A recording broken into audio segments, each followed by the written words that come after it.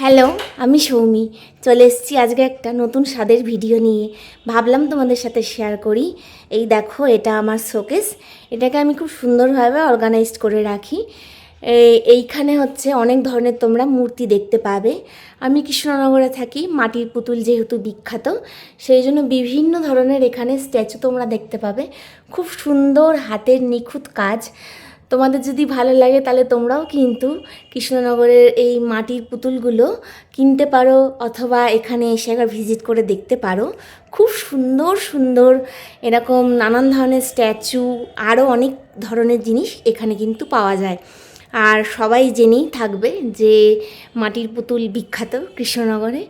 এইবার এই যে নিচের যে তাকটা আছে, এখানে দেখো গোপাল থেকে শুরু করে সব ঠাকুরের এখানে ফটো আছে।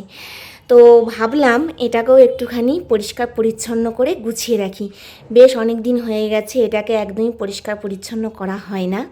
তো আজকে একটু সময় পেয়েছি, ভাবলাম খুব সুন্দর করে ক্লিন করব আর তোমাদের সাথেও শেয়ার করব কিভাবে এটাকে খুব সুন্দর করে অর্গানাইজড করে রাখি। চলো তাহলে শুরু করা যাক। ফার্স্ট হচ্ছে এখান থেকে সমস্ত জিনিস যা যা আছে সব কিছু আমাকে খুব সুন্দর করে বের করে নিতে হবে, তারপরে এই জায়গাটাকে ক্লিন করতে হবে। তোমরা দেখো এর মধ্যে কত পরিমাণে ধুলো পড়েছে, প্রত্যেকটা জায়গায় প্রচণ্ড ধুলো পড়েছে। তো সেই জন্য ফার্স্টে আগে সমস্ত জিনিস ভালোভাবে বের করে নিতে হবে একটা একটা করে।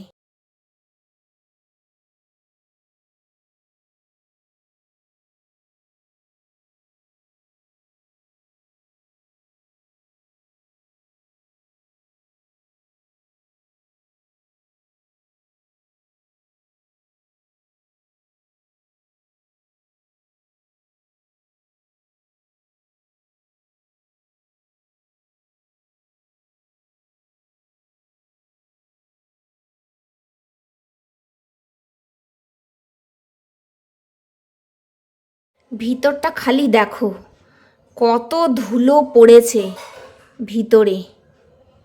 দেখো পরিষ্কার করতে গিয়ে এই একটা খুব সুন্দর জিনিস পেলাম, ভাবলাম তোমাদের সাথে একটু শেয়ার করি।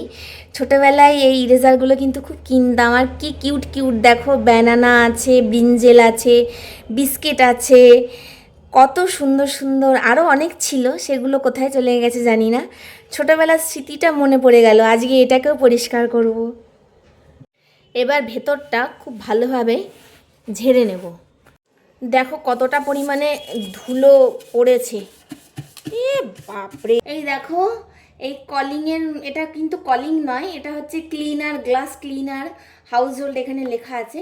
এটা দিয়ে হচ্ছে আমি খুব ভালো করে ক্লিন করব এই কাজগুলোকে, খুব সুন্দরভাবে ক্লিন করতে হবে, তাহলে ধুলো। এই দেখো কি পরিমাণ ধুলো বেরিয়েছে, এই কাজগুলোকে মুছলাম, এত পরিমাণে ধুলো। এবার ভিতরে একটা সুন্দর দেখে সাদা রঙের একটা পেপার পাতবো। পরিমাণে ধুলোটা বেরিয়েছে সেটাই তোমাদেরকে দেখালাম। দেখো তারপরে আমি প্রত্যেকটা ফটো খুব সুন্দরভাবে মুছে নিচ্ছিলাম, যাতে এর মধ্যে একদমই ধুলো না থাকে। আর এই ওয়াচগুলো এখানে ছিল, দুটো ওয়াচ। তারপরে আমি একটা কলেজ থেকে মেমেন্টো পেয়েছিলাম। তারপরে দিদির মেমেন্টোগুলো ছিল, দিদি মেকআপ আর্টিস্ট, সেই মেমেন্টোগুলো এখানে রাখা ছিল, সেগুলোকে ভালো করে মুছে নিচ্ছিলাম, ঝটপট ঝটপট করে করছিলাম। আর এই গোপাল ঠাকুরটা দেখো কি সুন্দর, মাটির কিন্তু দেখতে ভীষণ সুন্দর। আর তারপরে ভিতরটা সুন্দর করে অর্গানাইজ করে নিলাম, সব কিছু পরপর একদম জিনিস জায়গায় রাখলাম। একটু অদল বদল করেছি, একভাবে তো দেখতে ভালো লাগে না, তো সেই জন্য একটু অদল বদল করে সাজালাম, দেখতেও বেশ ভালো লাগছে আর কি। ভিতরটা একদম পুরো ঝকঝকে তকতকে হয়ে গেছে। তো এইরকম ভিডিও দেখতে তোমাদের কেমন লাগছে জানিও।